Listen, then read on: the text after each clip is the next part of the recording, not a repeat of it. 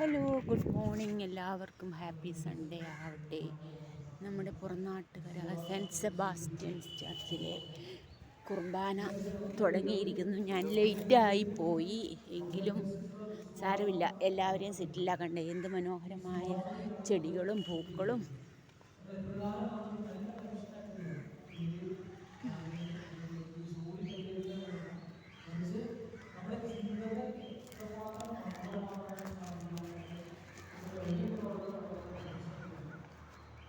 നിറച്ചും ആൾക്കാരാണ്.